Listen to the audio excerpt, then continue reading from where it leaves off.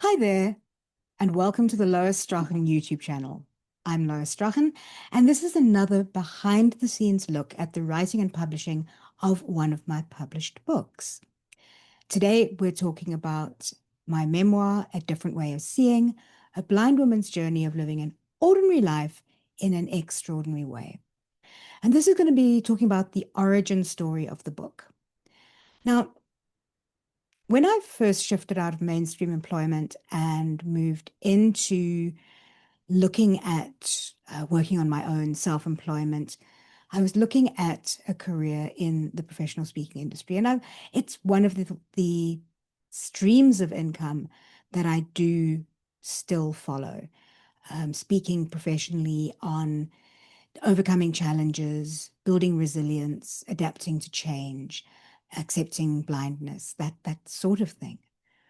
And but at the time when I first started, I didn't want to talk about disability. I didn't feel that I yet knew how to position myself in such a way that that was a message that people wanted to hear.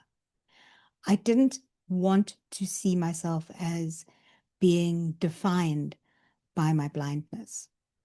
So I kind of rejected that as a topic of speaking and all the associated aspects that come with building a speaking industry. And then something happened, and the universe started speaking to me through a number of close friends and colleagues who said to me, "Why aren't you sharing your story?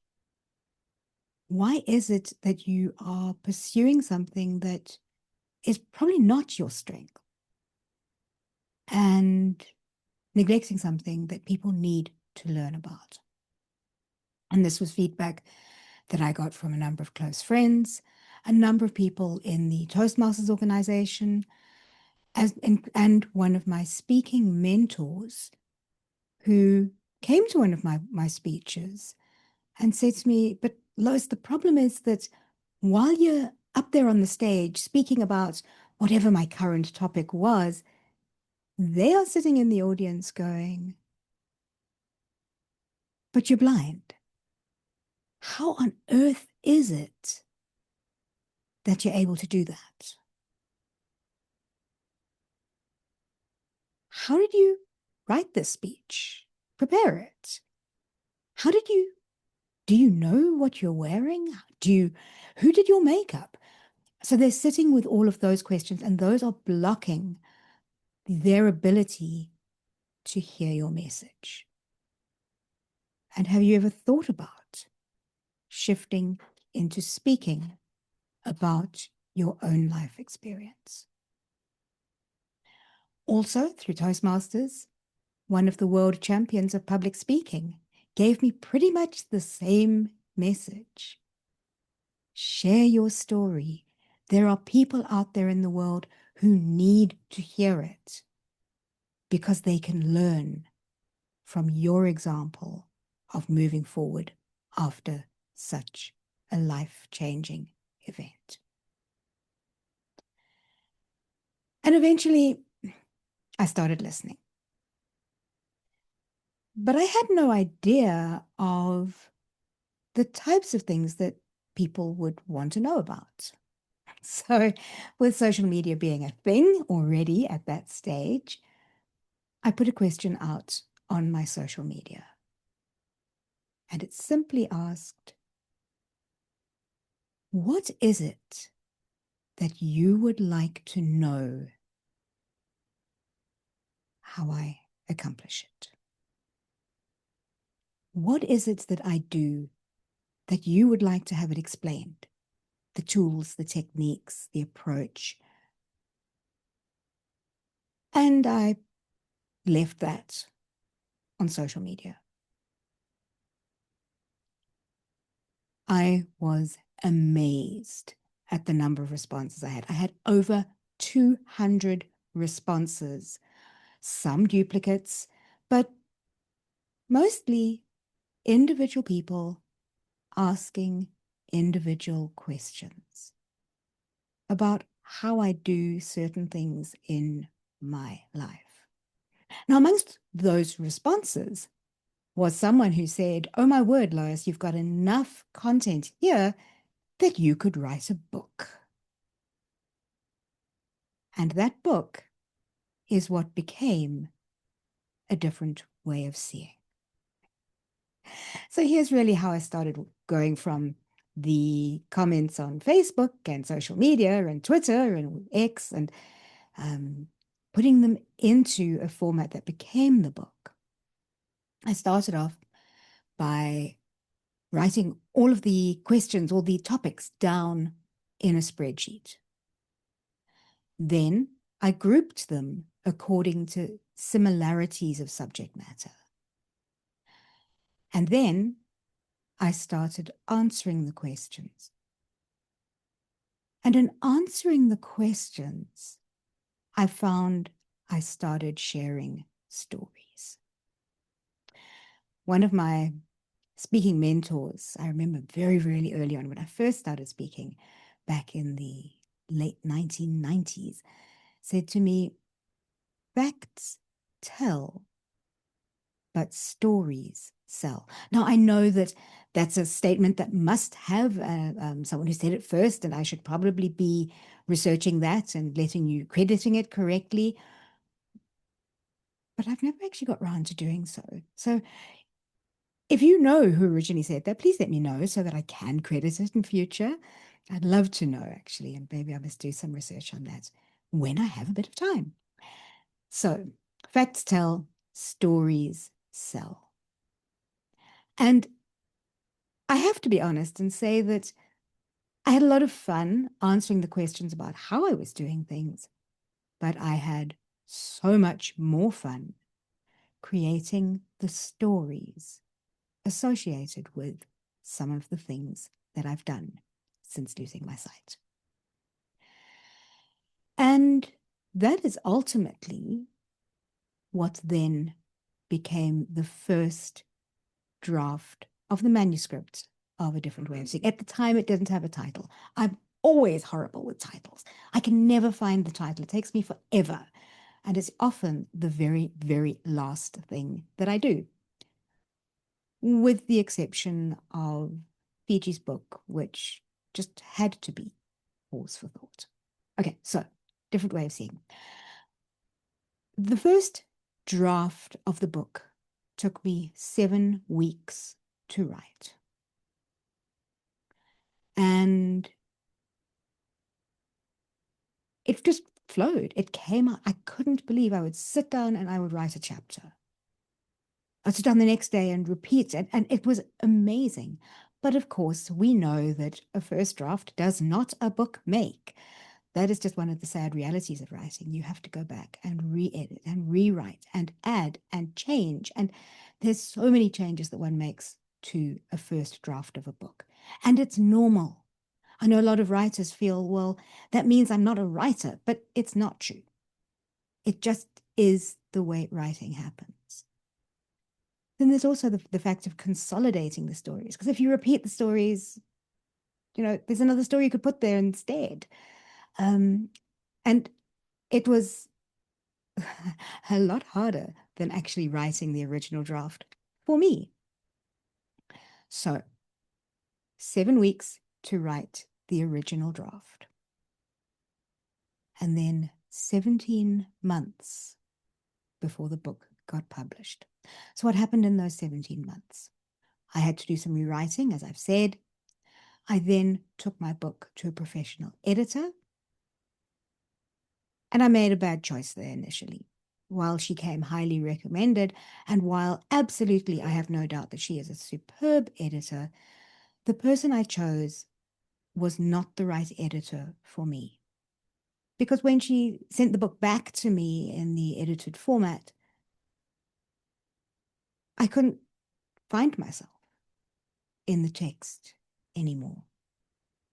So that's another lesson that I learned through this process, is that you have to find the people that will work for you, and that not just because someone is a professional in a field doesn't mean that they are necessarily the right person to work with you.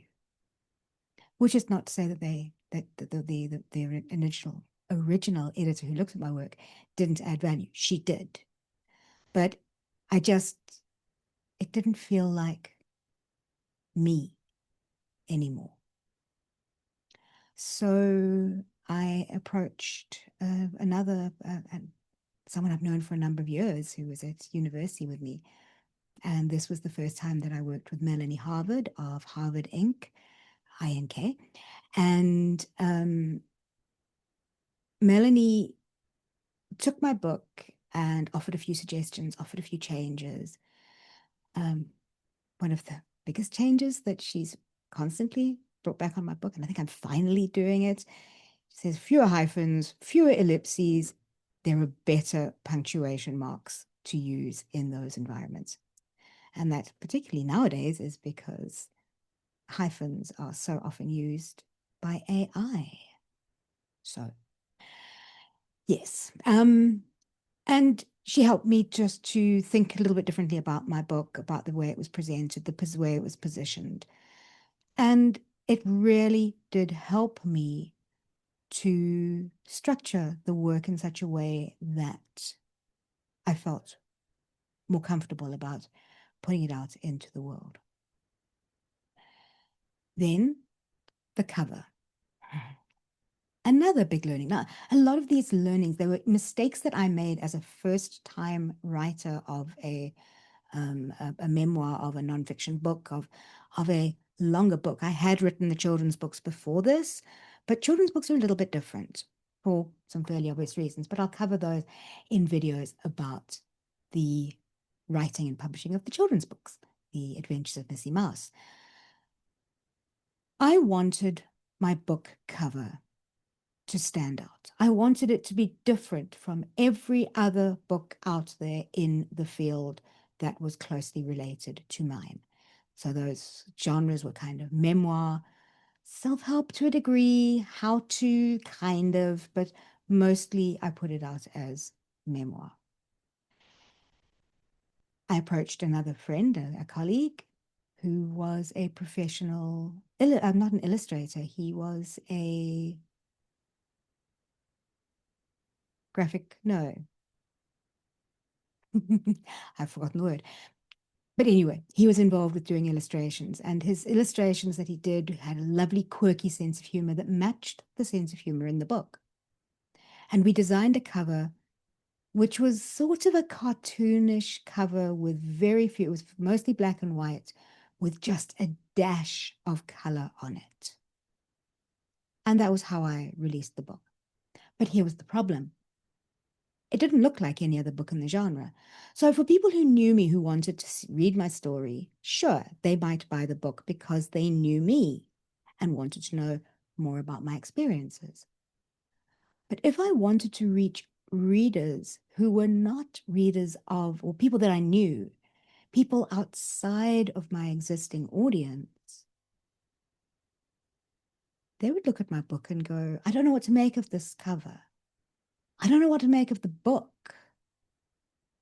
It doesn't fit with my expectations.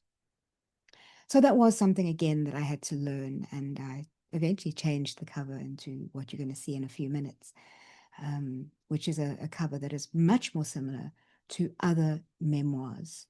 It has a picture of myself and my guide dog Fiji on the cover. And yeah, so that we then changed later on. Eventually, after all the rewriting, the editing, the book cover design, we then went to a typesetter. Now there are tools that can do that. So it's, if you use an individual person or a human person to do that, it's great. But, now there's a lot more tools available that make it a lot easier to typeset the manuscript and to arrange the formatting and things like that. And then we started going to print. We then put the book onto Amazon and it was published. Now, what didn't I do? I didn't build up to the launch of the first edition of the book. I didn't know how to. I was still learning the publishing industry. And I have to say that each book that I've published, I've learned so much through the process, and things change all the time. So there's new tools, new techniques, new recommendations on how to do things. So it's a constantly evolving market, like most others. So I'm constantly learning about publishing and writing and marketing books when they come out. But the first book we launched without much of a splash, really, at all. But I was so proud of the fact that I had brought out my book. And since then, the book has undergone a long journey of being reworked, added to, as I say, the new cover. And I also, in the second time I released the book, I put in a lot more work into the marketing of the book. As a result of which, A Different Way of Seeing, A Blind Woman's Journey of Living an Ordinary Life in an Extraordinary Way, became a bestseller on Amazon.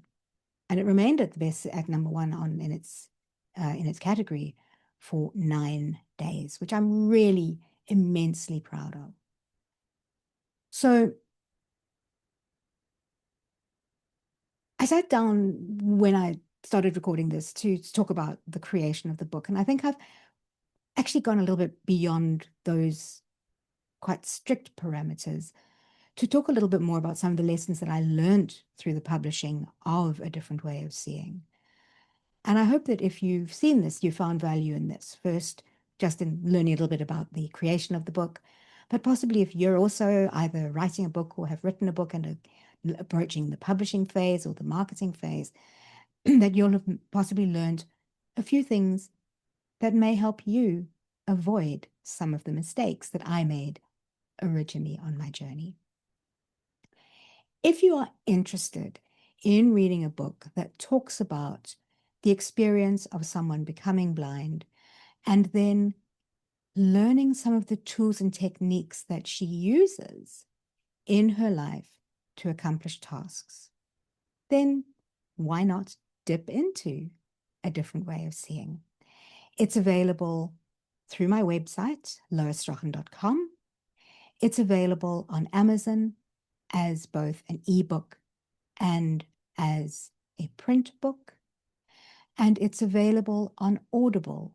And the Audible version was read by, gosh, I think Julie Norman and I have known each other since we were about 3 years old. And I can't think of anyone who could have better represented my book and my story in audio. So just a shout out to Julie here.